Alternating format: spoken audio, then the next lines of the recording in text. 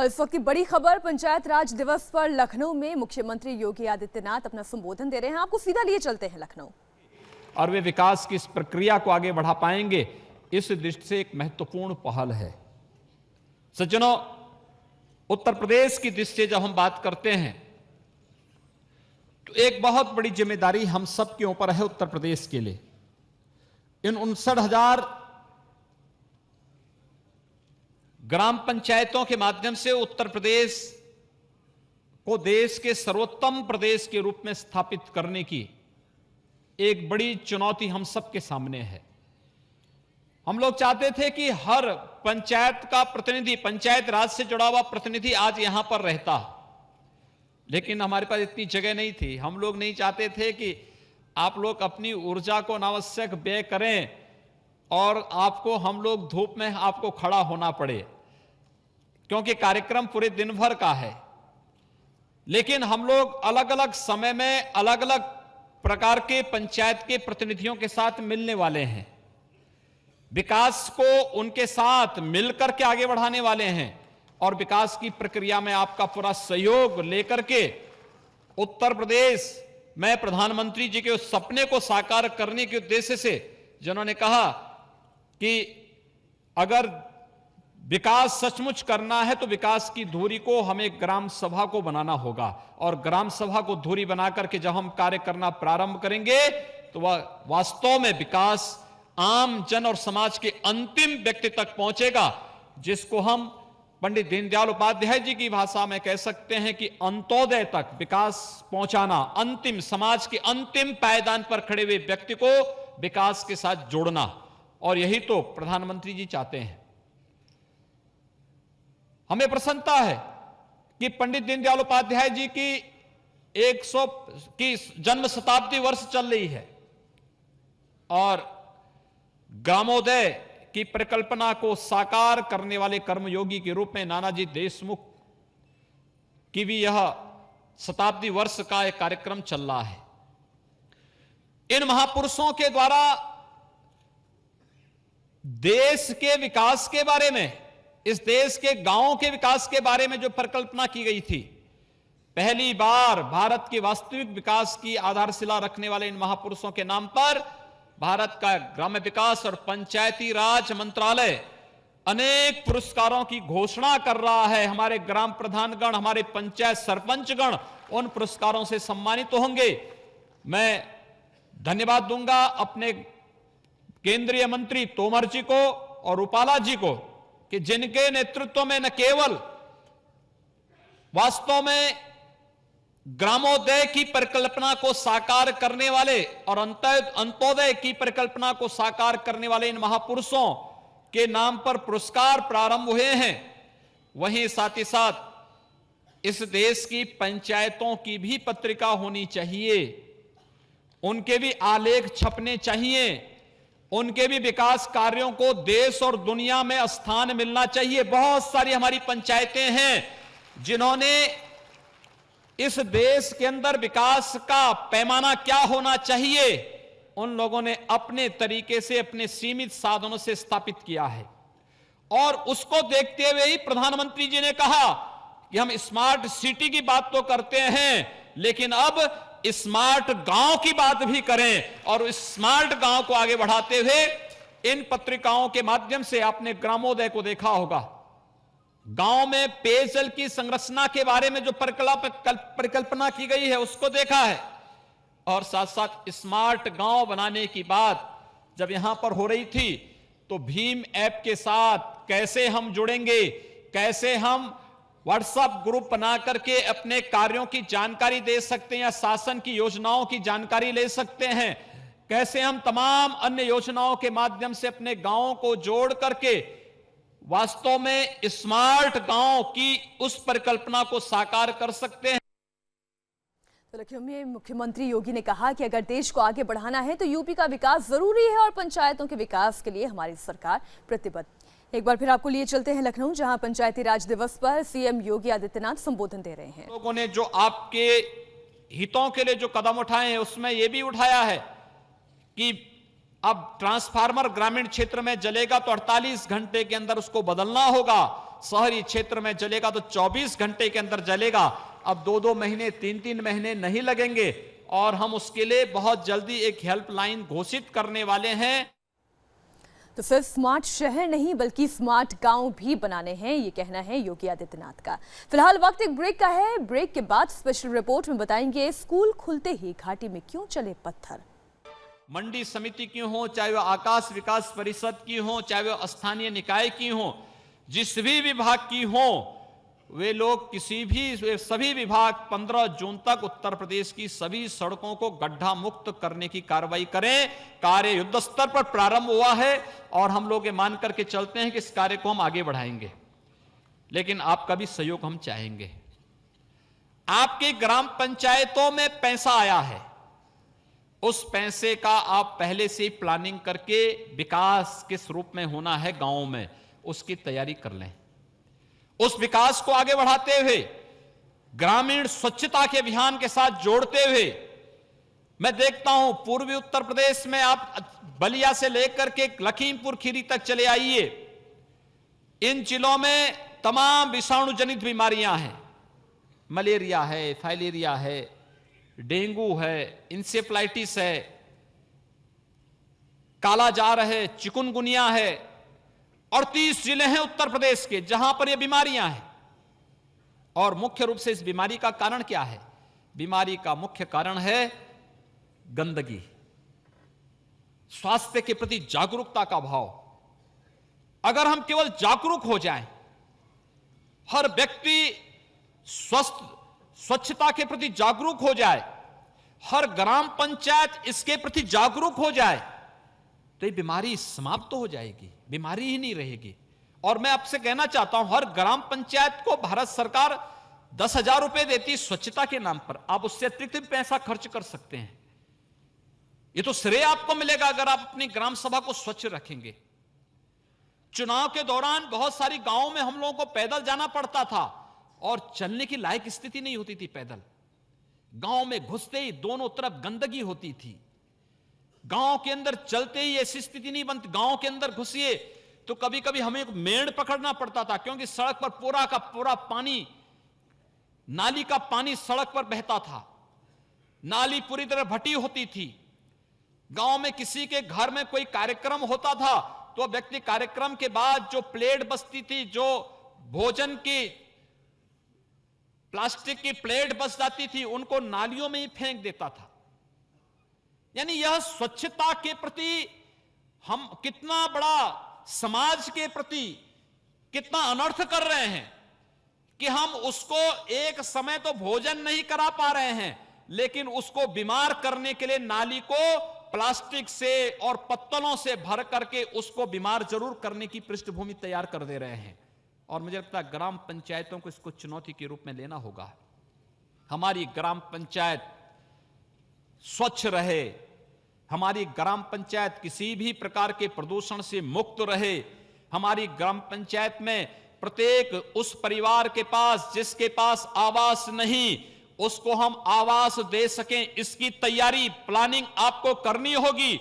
आपको यह तैयारी करनी होगी कि जिसके पास स्वयं का शौचालय नहीं, उसके पास अगर जमीन पहले नहीं है, जमीन है, उसको तत्काल देने की व्यवस्था करिए, और जिसके पास भूमि नहीं उसको जमीन आवंटित करिए। नहीं है तो सामुदायिक रूप से ग्राम सभा के अंदर कोई एक सामुदायिक शौचालय पैमाने पर खरा उतरते हुए और ईमानदारी के साथ पंचायत राज की परिकल्पना को साकार करने के लिए जो सभी कार्यक्रमों को जो स्मार्ट गांव बनाने की प्रक्रिया के साथ अपने आप को जोड़ सकें, ODF घोषित करने की प्रक्रिया के साथ जुड़ सकें, गांव में कहीं गंदगी न रहे, गांव में पंचायत की बैठकें निरंतर हर माह हो, गांव में हर परिवार को, हर गरीब परिवार को राशन मिलता रहे, खाद्य सुरक्षा कानून के अंतर्गत हम उसको पूरी सुविधा सुरक्षा दे सकें, गांव में कोई बच्चा ऐसा न रहे कि जो विद्यालय न जाता हो। जो गांव इन सभी मानकों पर खरा उतरेगा तो उत्तर प्रदेश सरकार भी उन पंचायतों को सम्मानित करेगी, उन ग्राम प्रधानों को सम्मानित करने का कार्य करेगी।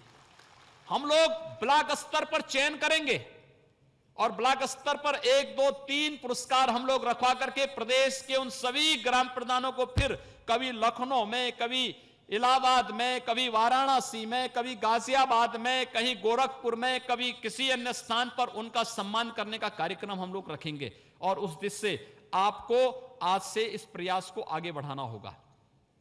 प्रयास करिए कि कैशलेस ट्रांजैक्शन की ओर हमारी ग्राम सभा चल सके, बढ़ सके। बहुत अच्छी व्यवस्था है,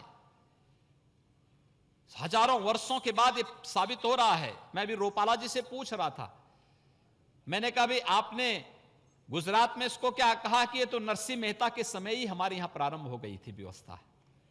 आप सोचिए, यानी कितनी आध्यात्मिक परंपरा थी पहले। कह दिया, आप अनुमान करिए सुदामा जी जब भगवान कृष्ण के यहां जाते हैं तो भगवान कृष्ण ने उनको कुछ नहीं दिया, तो सुदामा जी बड़े वो थे, कह रहे थे मैं तो इनके पास आया था इस बात को लेकर के कि यह व्यक्ति जो है मुझे कुछ दे देगा, एक गरीब ब्राह्मण का उद्धार कर देगा।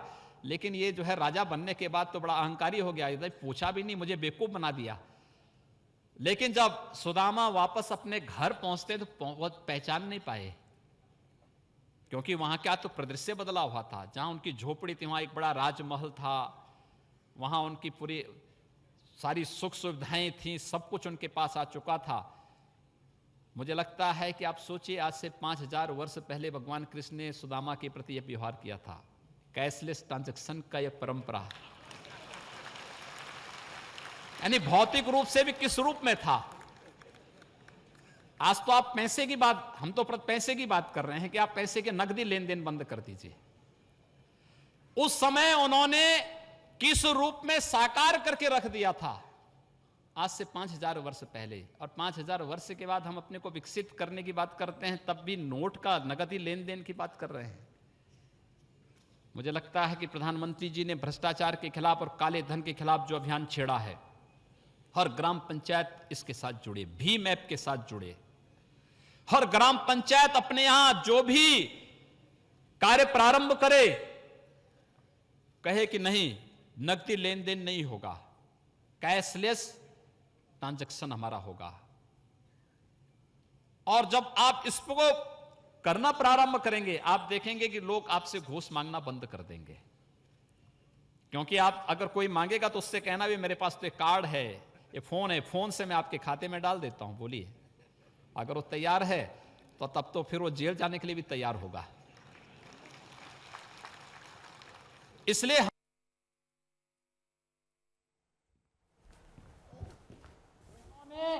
किस रूप में साकार करके रख दिया था, आज से 5000 वर्ष पहले। और 5000 वर्ष के बाद हम अपने को विकसित करने की बात करते हैं, तब भी नोट का नगदी लेन देन की बात कर रहे हैं।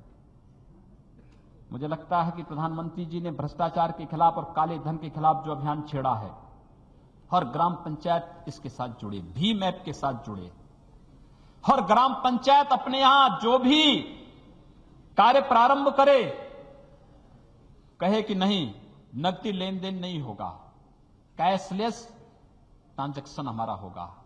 सरकार भी देगी, प्रधानमंत्री जी की कृपा तो है ही। विकास का वो पैसा अगर हम सही मायने में लगाएंगे, सचमुच गांव का भाग्य बदल जाएगा। हमारी संस्थाओं पर, जो लोकतंत्र पर, जनप्रतिनिधियों पर जो विश्वसनीयता का संकट है, इस संकट से उभारने का इससे अच्छा माध्यम दूसरा हो ही नहीं सकता है। गांव में संवाद हम बनाएं, अपने जो पंच परमेश्वर हैं उन पंचों के साथ बैठ करके गांव के विकास की रणनीति तय करें।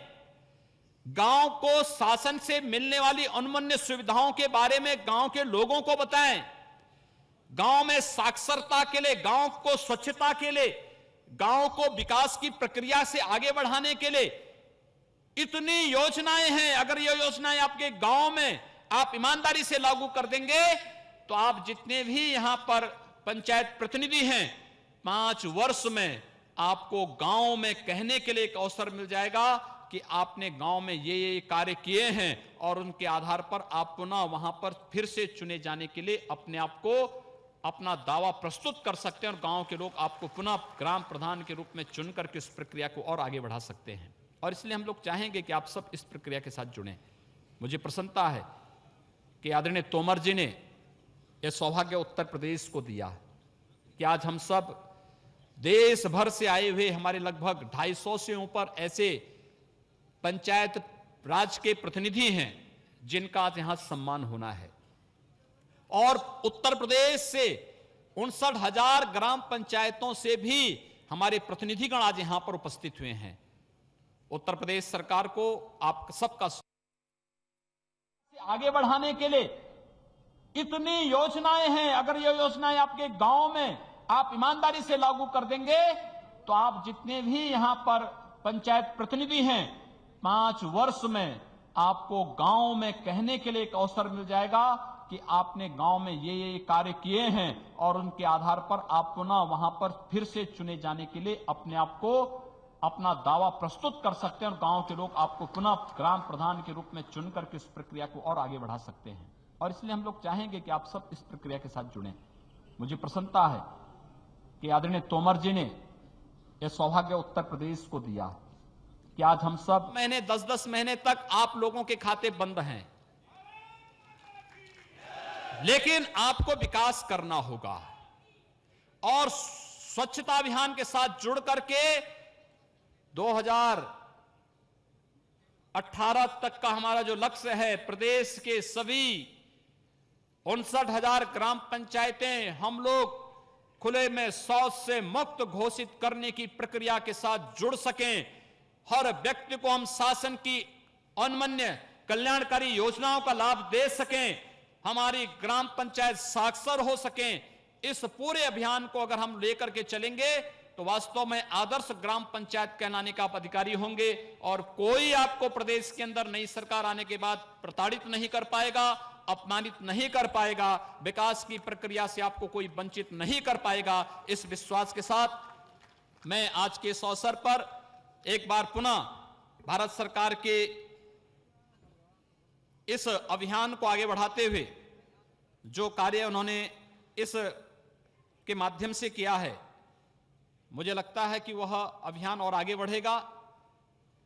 उत्तर प्रदेश सरकार ने इस संबंध में कुछ अन्य कार्य प्रारंभ करने की एक योजना बनाई है, जिसमें हर न्याय पंचायत में चंद्रशेखर आजाद ग्रामीण विकास सचिवालय की स्थापना का एक निर्णय है और ग्राम पंचायत कार्यालयों को आधुनिकीकरण और उन्हें स्मार्ट बनाने की जो प्रक्रिया आज आपने स्वयं प्रारंभ की है, माननीय श्री तोमर जी ने यहां प्रारंभ की है, उत्तर प्रदेश के इन सभी 59,000 ग्राम पंचायतों को हम लोग उस प्रक्रिया के साथ जोड़ करके आगे बढ़ाएंगे।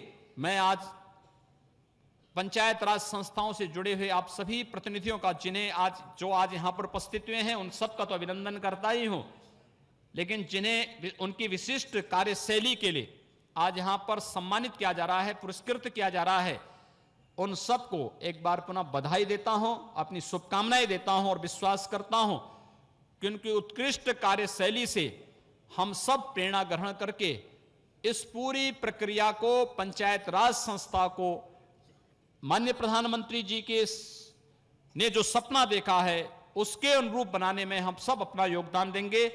एक बार पुनः आप सबका मैं लखनऊ में अभिनंदन करता हूं और उत्तर प्रदेश के साथ साथ देश के अंदर पंचायती राज व्यवस्था को मजबूती प्रदान करने का आह्वान करते हुए वाणी को विराम देता हूं। धन्यवाद। जय हिंद। उत्तर प्रदेश के मुख्यमंत्री योगी आदित्यनाथ इस वक्त लखनऊ में बोल रहे थे पंचायती राज दिवस के अवसर पर, और उन्होंने सबसे पहले केंद्र सरकार की तारीफ की वीआईपी संस्कृति इस लोकतंत्र से हटाने के लिए, और केंद्र और राज्य सरकार की जितनी भी योजनाएं हैं उनको लोगों तक पहुंचाने के लिए एक बार फिर संकल्प दोहराया और ग्राम पंचायतों से खास तौर पर यह आह्वान किया कि वो जागरूकता बढ़ाएं इन योजनाओं को लेकर आम लोगों में, खास तौर पर कैशलेस सिस्टम बनाने के लिए और स्वच्छता अभियान से जुड़ने के लिए। उन्होंने कहा कि वो राज्य सरकार की तरफ से इस बात का ऐलान करते हैं कि जो भी ग्राम पंचायतें पूरी तरीके से स्वच्छता मिशन के पैमानों पर खरी उतरेंगी, उन ग्राम पंचायतों को सम्मानित किया जाएगा उत्तर प्रदेश के अलग अलग शहरों में। और स्मार्ट सिटीज की तरफ पर उन्होंने कहा कि केवल शहर नहीं बल्कि गांव को भी वो स्मार्ट बनाएंगे और सभी तमाम आधुनिक सुविधाएं हर गांव तक पहुंचे, ये उनका लक्ष्य होगा। यूपी के लिए उन्होंने जितने वायदे पहले किए थे उनको आज फिर दोहराया। उन्होंने कहा कि जिन भी शहरों इलाकों में बिजली की चोरी नहीं हो रही वहां तत्काल प्रभाव से 24 घंटे बिजली पहुंचाई जाएगी और जो चोरी हो रही है उसको भी रोकने के लिए प्रभावी कदम उठाए जाएंगे। सड़कों को दुरुस्त करने का जो लक्ष्य 15 जून तक का, उन्होंने कहा कि उस पर उनकी सरकार कायम है। 15 जून तक सभी सड़कें गड्ढा मुक्त बनाई जाएंगी। और उन्होंने लॉ एंड ऑर्डर के नजरिए से भी कहा कि अब नई सरकार आने के बाद किसी ग्राम पंचायत को इस बात का भय नहीं होना चाहिए कि उनके साथ कोई प्रताड़ना होगी या उनके साथ कोई भेदभाव होगा। राज्य सरकार सुचारू रूप से एक अच्छा प्रशासन देगी। तो वही प्रमुख बातें योगी आदित्यनाथ ने आज फिर दोहराई हैं, जो प्रमुख कार्यक्रम केंद्र सरकार के हैं और राज्य सरकार के भी। आज ग्राम पंचायत दिवस है, इसमें देश भर से 250 से ज़्यादा प्रतिनिधि ग्राम पंचायतों से जुड़े हुए वो आज पहुंचे हैं लखनऊ में। और उत्तर प्रदेश के सैकड़ों ग्राम पंचायतों के प्रतिनिधि आए हुए हैं और इनमें से कुछ को आज सम्मानित किया जा रहा है, जिन ग्राम पंचायतों को चिन्हित किया गया है। कैशलेस ट्रांजैक्शन पर उन्होंने आज जोर दिया। उन्होंने कहा कि हर ग्राम पंचायत को ये लक्ष्य होना चाहिए कि भीम ऐप से ज़्यादा लोगों को जोड़े और इससे भ्रष्टाचार पर लगाम लगाने पर भी एक मदद मिलेगी।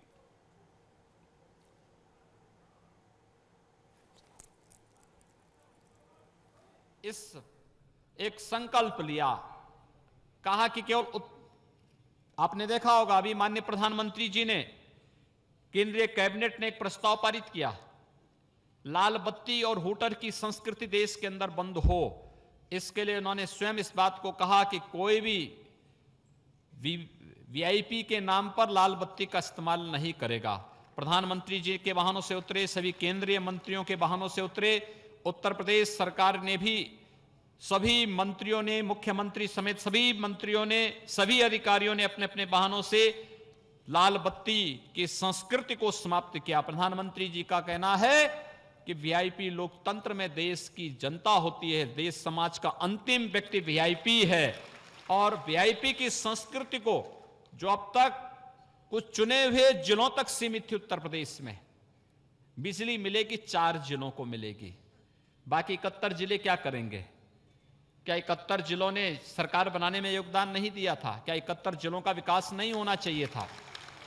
और इसलिए हम लोगों ने कहा कि नहीं, ये वीआईपी संस्कृति बंद होनी चाहिए, क्योंकि लोकतंत्र का ये उपहास है। और इसलिए हम लोग वीआईपी संस्कृति को बंद करने के लिए हम लोगों ने कहा कि अगर बिजली मिलेगी तो उत्तर प्रदेश के 71 के 71 जिलों को एक समान रूप से मिलेगी।